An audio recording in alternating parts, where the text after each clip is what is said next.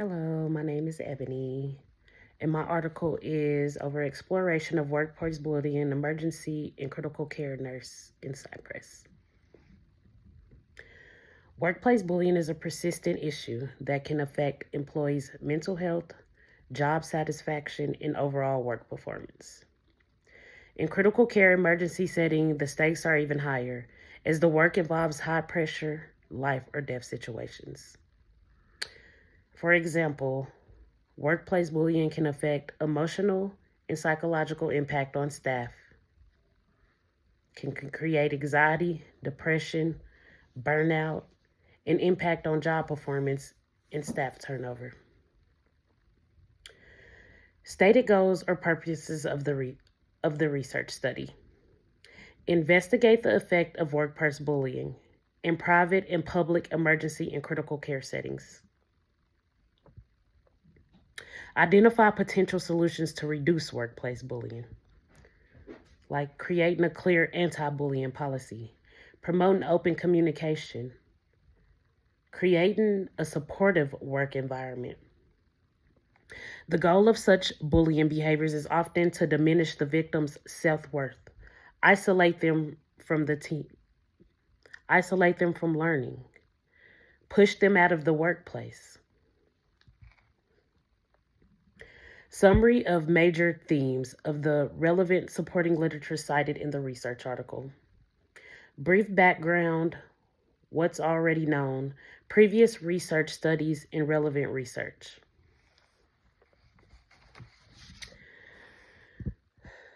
Workplace bullying is meant to humiliate, isolate, and remove someone from work.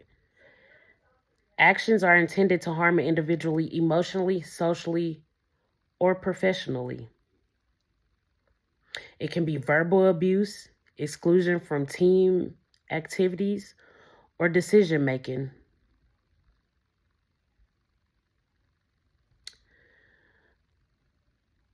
This type of hostility and aggressive behavior occurs at least once a week for at least 6 months. Workplace bullying is not a one-time event. It is a persistent pattern of behavior that occurs regularly. Power imbalance between perpetrator and victim. The perpetrator usually holds higher power than the victim, which being like supervisor, charge nurse, unit manager, which leads the victim to being afraid to go and tell that this is occurring with them. It leads to victims' psychological distress and burnout, the mental, physiological well-being and healthcare employees is linked to increased safety and quality standards of patient care. Bullying that continues over time can have severe consequences for victims' mental health and overall well-being. While it was necessary or important to conduct the current research, no standardized definition contributes to unclear data and hinders effective management. No assertive communication skills or team bonding programs utilized to help minimize bullying. Discussion of methods used to include research design, quantitative non-experimental study, study subjects, 113 nurses, 4 public hospitals based on Nicosia, Limassol, Larnaca, and Paphos, 1 private hospital in the Republic of Cyprus. 98 nurses with 80% statistical power. Mean age of 33. 57.5% female to 53.1% married. 40% held master's degree, and 92.9% had a mean working experience as a nurse for 7 years. Procedures used to obtain data. Been in the ICU, CCCU, and ER for more than 12 months. Understanding of the Greek language. Sign the informed consent. And completion time was about approximately 8 to 10 minutes. Materials, measurement devices for data collection questionnaire. Step-by-step description of how the research was conducted. Permission to conduct study was given from National Committee of Bioethics of Cyprus and the Research Promotion Committee of the Ministry of Health Cyprus. 347 questionnaires were distributed to all ER and CCCU nurses in 4 hospitals and 1 private hospital. Questionnaire completion time was approximately 8 to 10 minutes. 117 were returned, 4 not fully completed, and 113 were included in sample. Procedures used for analysis in questionnaire. Research results findings. No support from upper management. So no one supporting the victim who is experiencing workplace bullying. And that could be because maybe the victim is not going to upper management, or maybe upper management is not listening because, again, the perpetrator is usually a supervisor, a charge nurse, the unit manager, or something of higher power than the victim. 70% of bullying was verbal and within employment setting. 82% took no action, which means they're just dealing with the bullying.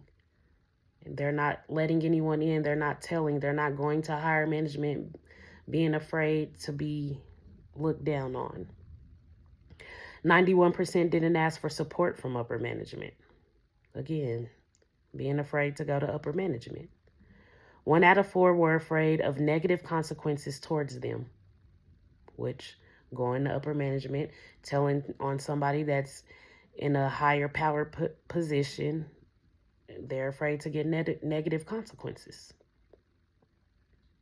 So researchers' conclusions. More studies needed to be done to support the development of educational programs regarding effective preventions.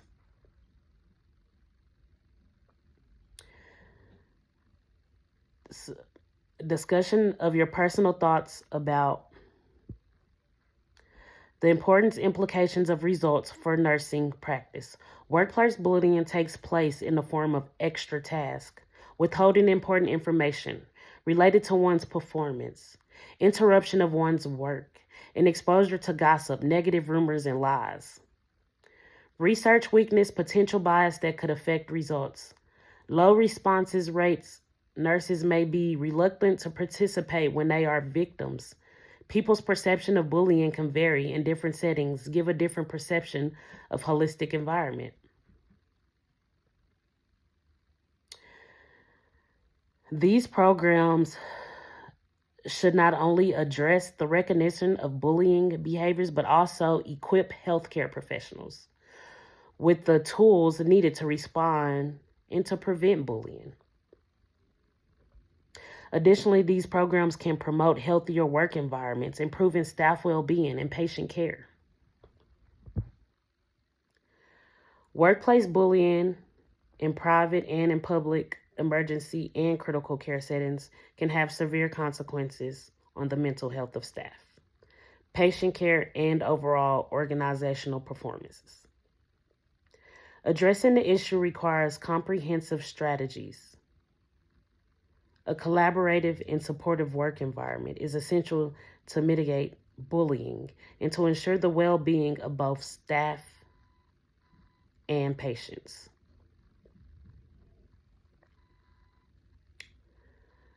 Further research would help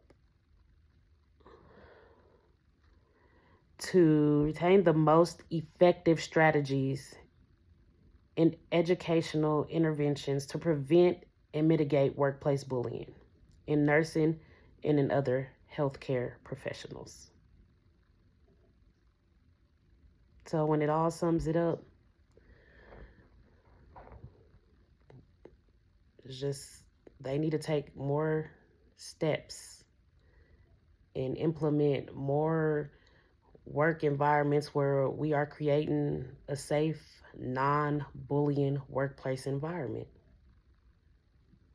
And that sums up the conclusion of workplace bullying. I hope y'all enjoyed it. Thank you.